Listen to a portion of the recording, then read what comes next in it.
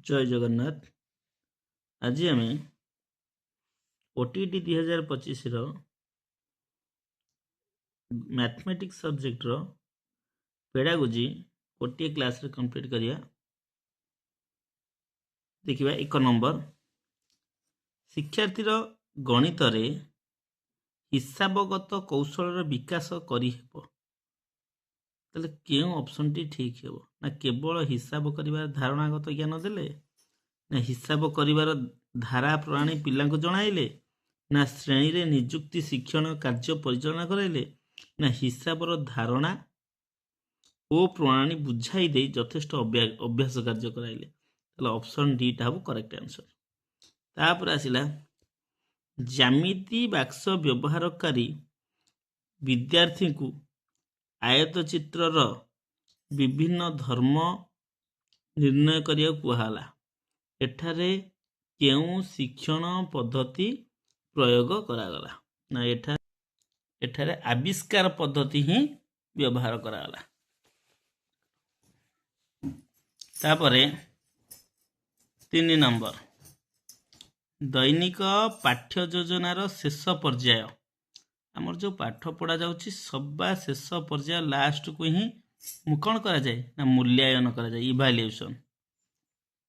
तापरे गणितर निदानात्मक परीक्षण जोटा कि कह जाउछि डायग्नोस्टिक एग्जामिनेशन बा डायग्नोस्टिक टेस्ट ता द्वारा कौन हम ना शिक्षार्थी जो थर असुविधा अच्छी ता प्रोब्लेम आम जापर तेणु ऑप्शन डी टा ही करेक्ट हम। तापर देखिबा गणित अंक कषिबारे समस्या समाधान कौशल ताहले समस्या जो होउची तार समाधान कौशल केमिति करिबा ना यथेष्ट अभ्यास करिबा ना समाधान रे पहुँचिया पे सूत्र रो व्यवहार ना शिक्षण कार्यपथा ना मूल्य निरूपण ना एटी करेक्ट आंसर हम समाधान रे पहुँचिया पे सूत्र।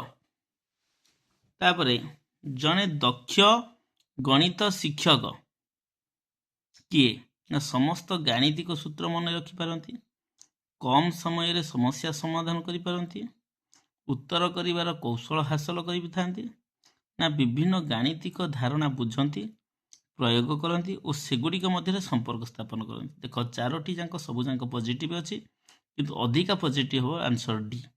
डी हम करेक्ट आंसर। ताले विद्यार्थी परिष्कार और निर्भुल ज्यामितिक चित्र अंकन करिपरिबा केउं शिक्षकक उद्देश्य को साधित करिथाय। गोटे पिलाटी परिष्कार और निर्भुल ताले निश्चिंत भाव में तार एठी बोध प्राप्त से हेछि तार कोन एठी आंसर बी हबो करेक्ट जोटा कि बोध। तापर आसिला पाठ योजनार मुख्य उद्देश्य कोन ना पाठ योजनार मुख्य उद्देश्य होउछि शिक्षण और शिक्षादान प्रक्रिया को दूरदृष्टि रे अवलोकन करिवे। ताले आंसर सी हबो करेक्ट आंसर। तापर जिबा पाठ्य योजना प्रस्तुतिर प्रथम सोपान सब बेले मन रखते उपक्रम केबे भी हबनी कारण जेते बेले आमे कोनोसी नुआ पाठ पढाइबा पूर्व पाठर पुनरावृत्ति हैला तेणु करी पूर्व ज्ञान परीक्षा कहवा कथा नूतन ज्ञान शिक्षण आरंभ पाठ्य योजना प्रस्तुतिर प्रथम सोपान केउटा ताहले पूर्व ज्ञान परीक्षा जाबे बी होज करेक्ट आंसर। गणित अध्ययन शिक्षार्थी मानकर सबठार केउं शक्ति अधिक विकसित होते तर्क जोटा आर्गुमेंट तर्क शक्ति जीवन रे केउं क्षेत्र रे गणित सर्वाधिक प्रयोग होता है केउं क्षेत्र रे गणित ना आर्थिक क्षेत्र रे गणित कारण सांस्कृतिक पारिवारिक क्षेत्र कि सेमती ये नहीं केउं पद्धति रे अर्जित ज्ञान स्थायी होई न थाए ना आरोह प्राणी रे स्थायी होई न थाए। 9 नंबर टी आउथर देखि दियो भूल मुटे कहीदेली पाठ्य योजना प्रस्तुतिर प्रथम सोपान केउटा नुहे उपक्रम हो पारिबो पूर्व ज्ञान परीक्षा हो पारिबो शिक्षार्थी मनंगरे शिक्षण प्रति आग्रह किंतु नूतन ज्ञान प्रथमे शिखि पारिबे नाही नूतन ज्ञान शिखिबा पूर्वरु पूर्व ज्ञानर परीक्षा करिथिबा ताकू किछि उपक्रम तांको ऊपर देथिबा पिला से पाठ प्रति केमती आग्रह हम ताकू ता विषय गोटे वार्म अप एक्टिविटी करवा तो ए बी सी 3टा जाक ठीक डीटा हूँ नूतन ज्ञान शिक्षण आरंभ यहाँ नुह प्रथम सोपान यहाँ नुहे तापर आम पलैबा कौटी 12 नंबर क्यों पद्धति अर्जित ज्ञान स्थायी होई न थाए उधरे ना आरंभ स्थायी होई न थाए गणित शिक्षण प्राप्त उद्देश्य होउछि कौन गणित शिक्षण प्राप्त उद्देश्य होउछि कौन ज्ञान भी पाइबा बुझी भी पारिबा ताकू प्रयोग भी करि पारिबा तेणुक अपरोक्त समस्त करेक्ट आंसर मूल्यांकन उपयोगिता अच्छी कौन पाई मूल्यांकन इभाल्युएसन शिक्षार्थी पाई शिक्षक पाई समस्त कवि शिक्षक पाई कौन शिक्षक इभाल्युएसन कले जापर गोटे पिलार दुर्बल केते तापे आउ कौन मु करि परिबि है तेणुक शिक्षार्थी शिक्षक शिक्षण शिक्षादान कार्यर उन्नति जो मेथड रे मु पढ़ाऊँगी पिलाटी इभाल्युएसन हेले मो मेथड टा चेंज करने चेष्टा करी ताले आंसर डी हम करेक्ट उपरोक्त समस्त गणित को पाठ्यक्रम रे स्थान दिया जिबार मुख्य कारण होउछि कौन गणित एक यथार्थ विज्ञान गणित तार्किक दृष्टिकोण उत्पत्ति करता है ठीक गणित जीवन में प्रत्येक समय सहित घनिष्ठ संपर्क अच्छी ठीक ताले उत्तर उपरोक्त समस्त कौन सी नूतन प्रश्नर समाधान पाई केउं पद्धति सबुठारु उपयुक्त नूतन प्रश्न समाधान पाई कौन आमर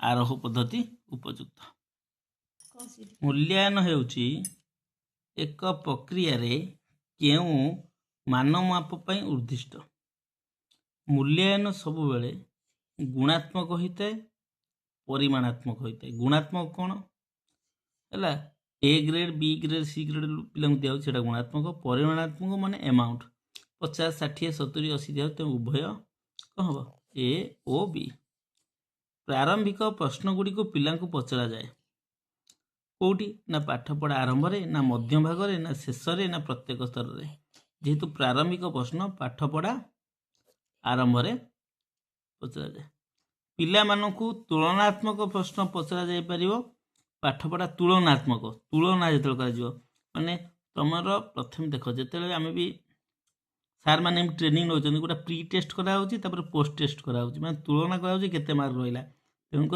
तुलना केते बेले हम ना शेष ही हो पार शिक्षार्थी माने विभिन्न गाणितिक कार्य दक्षता हासिल करने गणित शिक्षण क्यों उद्देश्य ना ज्ञानात्मक ना भावात्मक ना क्रियात्मक ना उपरोक्त समस्त से कहला शिक्षार्थी माने विभिन्न गाणितिक कार्य दक्षता हासिल करवा है गाणितिक कार्य हेले उपरोक्त समस्त हम है क्यों गाणितिक पद्धति समय सापेक्ष और मानसिक क्रांति सृष्टि करे ना सेटा हूँ कौटा कौटा आमर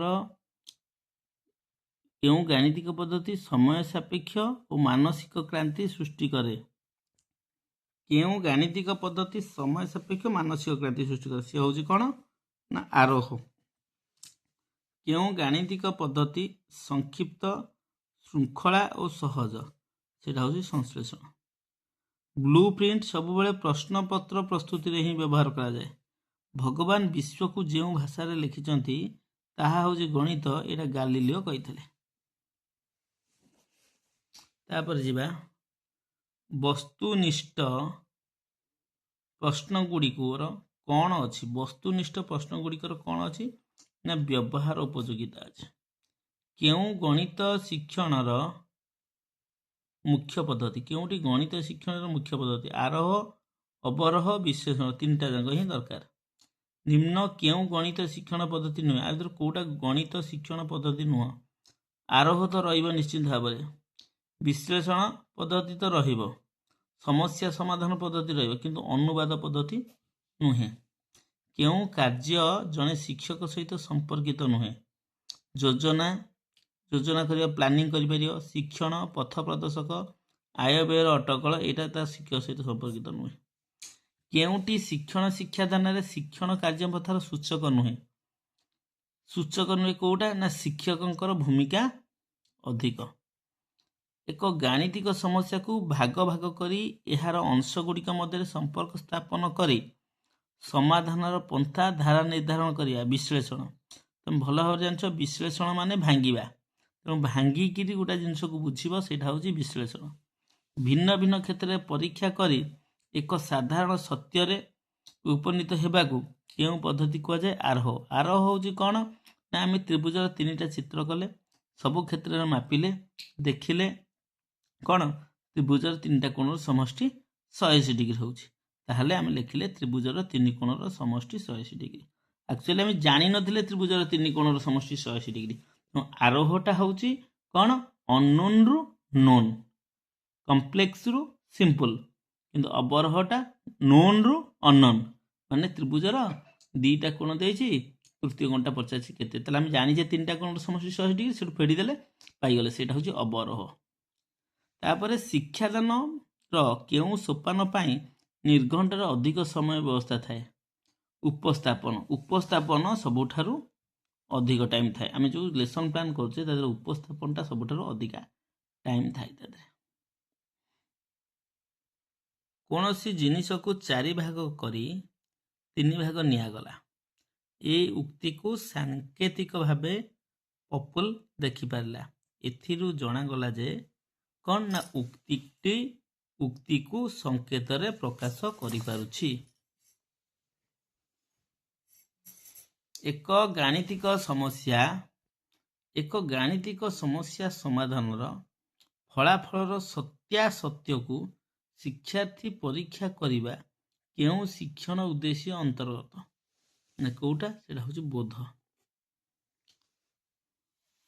सलमा परिमेय संख्यार संज्ञा और धर्म कहि पारुछि यह केउ शिक्षण उद्देश्य साधित होउछि तार निश्चय संज्ञा कहि पारुछनी तार ज्ञान अछि गाणितिक भाषा कहिले कौन बुझ ना निजर भाव को संक्षिप्त और निर्भुल आकार पकेब प्रकाश करियो निम्नलिखित मध्यरु केउटी शिक्षण उद्देश्य एक परिसर कौन ज्ञानगत भावगत कर्मगत ना उपरोक्त समस्त केउटी गणित शिक्षण ज्ञानगत उद्देश्य नुहे ज्ञान ज्यामितिक चित्र आंकिबा ज्ञानगत उद्देश्य नुहे निम्नलिखित केउ क्षेत्र में गाणितिक ज्ञानर प्रयोग होइछि दैनंदिन जीवन में गाणितिक समस्या समाधान करिबा विभिन्न सामाजिक कार्य खर्चर हिसाब करिबा ना मेट्रिक प्रणाली दैर्घ्य ओजन धारकत्व एकक व्यवहार करिया ताले एटी उत्तर उपरोक्त समस्त सबु जन क्षेत्र गणित व्यवहार होइछि केउ उद्देश्यटी बोध ज्ञान अंतर्गत नुहे ना विभिन्न गाणितिक समस्या समाधान करिबा कौन बोध ज्ञान अंतर्गत नुहे केउ गणित शिक्षण कर्मगत उद्देश्य नाही आधरे ना विभिन्न क्षेत्रर परिसीमा क्षेत्रफल निर्णय करी आधे कर्मगत नाही निम्नलिखित केउ गणित शिक्षण रे भावगत उद्देश्य अच्छी ना गाणितिक क्विज रे भाग नेबा मितभाषी हेबा अधिक श्रृंखलित आत्मविश्वासी हेबा उपरोक्त समस्त ताले उपरोक्त समस्त विषय वस्तु को शिक्षार्थी सम्मुख रे उपस्थापन शैली को कौन कहती ना प्रणाली कहती कौन कहती प्रणाली केउटी आरोह पद्धतिर वैशिष्ट्य नुहे मुखस्थ करी शिक्षा लाभ करी आरोहर वैशिष्ट्य नुहे केउटी अवरोह पद्धतिर वैशिष्ट्य अटे ना स्मृति शक्तिर विकास अवरोह रे हब समस्या समाधान संक्षिप्त और सहज होता है समस्या समाधान गति और दक्षता को त्वरान्वित करे ना उपरोक्त समस्त ताले आंसर डी हब उपरोक्त समस्त केउटी अवरोह पद्धतिर एक त्रुटि ना बोध शक्तिर विकास हुए ना ताहले अवरोह पद्धतिर बोध शक्तिर विकास हुए ना ठीक कथा शिक्षार्थी मन में संदेह रही जाता है ठीक कथा शिक्षक सक्रिय और शिक्षार्थी निष्क्रिय होता है माने ये लेक्चर मेथड अवरोह पद्धति गोटे लेक्चर मेथड तेणुक आंसर डी हम उपरोक्त समस्त केहू पद्धति अज्ञात रु ज्ञात आड़ को गति करे ना कौन ना विश्लेषण केहू पद्धति ज्ञान तथ्य आरंभ करी अज्ञात तथ्य पहुँचा पड़ी था सेटा हूँ कौन संश्लेषण निम्नलिखित केउटी संश्लेषण पद्धतिर एक वैशिष्ट्य संक्षिप्त और सहज स्मृति शक्ति को त्वरान्वित करे समाधान पर कम समय आवश्यक करे उपरोक्त समस्त ना उपरोक्त समस्त शिक्षण कार्य करुथिया समय रे शिक्षार्थी मानक केउ प्रकार प्रश्न पचारे ସେମାନଙ୍କ ମନରେ ଏକ ଆହ୍ୱାନ ଜାଗ୍ରତ ହୁଏ। କାର୍ଯ୍ୟଟିକୁ ଶୀଘ୍ର କରିପାରିବ, କିଏ କେତେ ଅଧିକ କରିପାରିବ, କାର୍ଯ୍ୟଟିକୁ ଠିକ୍ ଭାବରେ କିଏ କରିପାରିବ, ତାହେଲେ ସବୁ ଯାକ ଆନ୍ସର ଡି ହେବ କରେକ୍ଟ। ଶିକ୍ଷଣ ଆଉ ଶିକ୍ଷାଦାନ ପ୍ରକ୍ରିୟାରେ କେଉଁମାନେ ମଧ୍ୟରେ ଭାବ ବିନିମୟ ହୁଏ? ନା ଦେଖ, ଶିକ୍ଷକ ଶିକ୍ଷାର୍ଥୀ ମଧ୍ୟରେ ହେଇପାରିବ, ଶିକ୍ଷାର୍ଥୀ ଶିକ୍ଷାର୍ଥୀ ମଧ୍ୟରେ ହେଇପାରିବ, ଆଉ ଶିକ୍ଷାର୍ଥୀ ଶିକ୍ଷଣ ସାମଗ୍ରୀ ମଧ୍ୟରେ ହେଇପାରିବ। ତାହେଲେ ଉପରୋକ୍ତ ସମସ୍ତ। ତାପରେ ଯିବା ଜ୍ଞାନ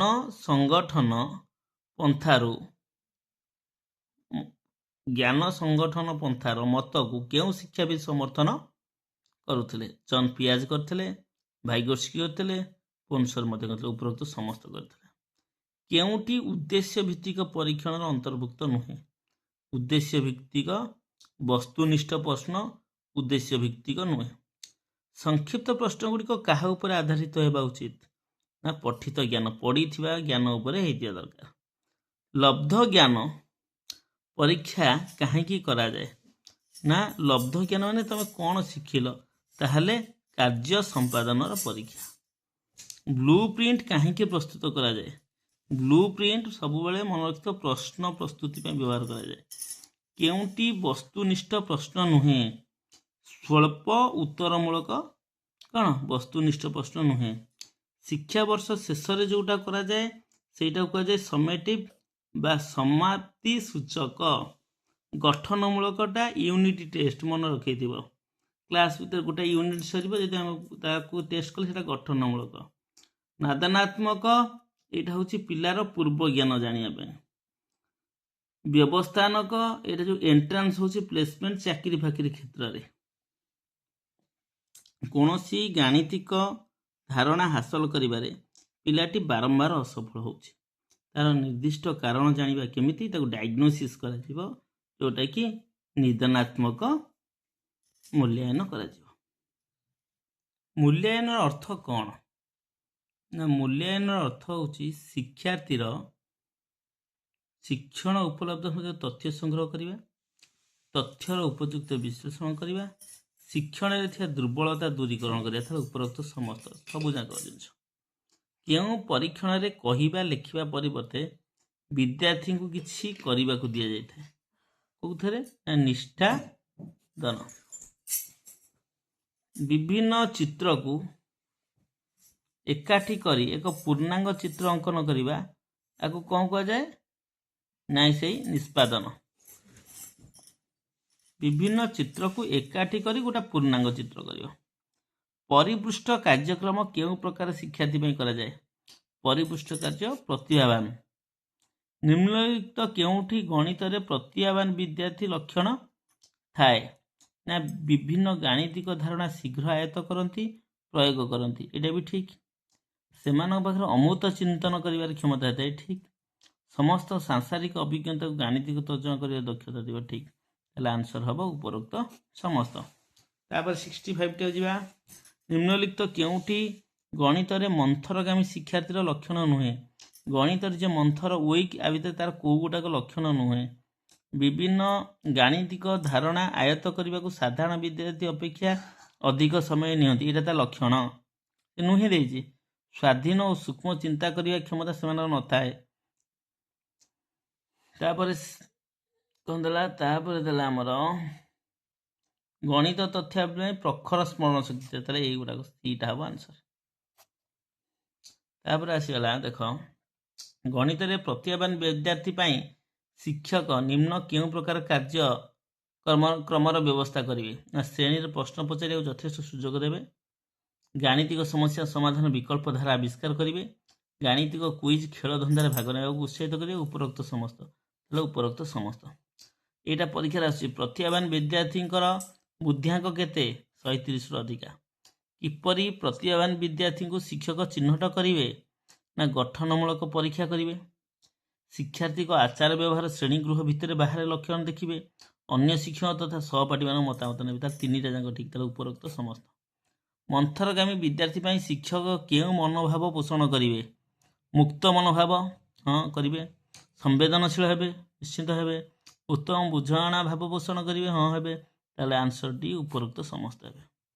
ଗଣିତ ଶିକ୍ଷଣରେ ସାମଗ୍ରିକ ମୂଲ୍ୟାୟନ କେଉଁ ପରୀକ୍ଷଣ ଦ୍ୱାରା କରାଯାଇଥାଏ?